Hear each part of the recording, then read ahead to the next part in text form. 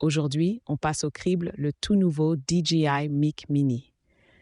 Dès la prise en main de la boîte, le ton est donné. C'est extrêmement compact.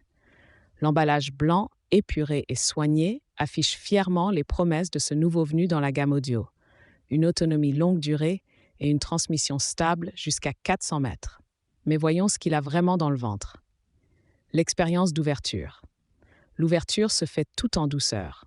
Pas de plastique superflu, tout est bien agencé. La première chose que l'on découvre, c'est une pochette de transport grise au toucher qualitatif. C'est un excellent point. Tout le kit tient dedans. Fini les accessoires perdus au fond du sac à dos. À l'intérieur, DJI a glissé les documents habituels, guide de démarrage rapide, mais aussi une petite planche d'autocollant. C'est un détail gadget, mais sympathique pour personnaliser ses émetteurs si l'on en possède plusieurs. Les accessoires indispensables. En fouillant dans les petits compartiments et sachets, on retrouve l'essentiel pour un créateur de contenu.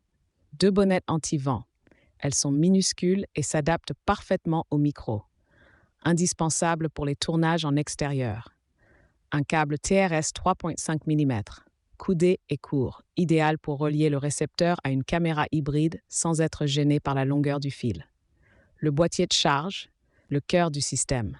La pièce maîtresse, c'est ce boîtier de charge gris mat. Il est incroyablement léger et compact, rappelant la taille d'un boîtier d'écouteurs sans fil grand public. En façade, 4 LED indiquent instantanément le niveau de batterie du boîtier. À l'arrière, on trouve le port USB-C pour la recharge. La charnière semble robuste et inspire confiance. La révélation, les micros. C'est à l'ouverture du boîtier que l'effet waouh opère. Les 2 émetteurs, micro et le récepteur, sont logés à l'intérieur.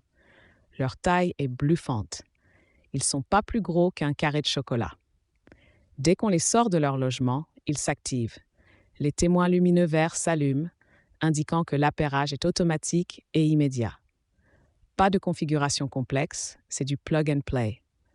Contrairement au modèle Pro, le récepteur n'a pas d'écran tactile, mais des indicateurs LED simples pour surveiller le gain et l'état de la connexion, ce qui suffit largement pour une utilisation rapide.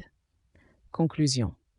Une fois tout le contenu étalé sur la table, on réalise la prouesse de DJI, faire tenir un système audio complet à 2 canaux dans un format qui tient littéralement dans la poche d'un jean.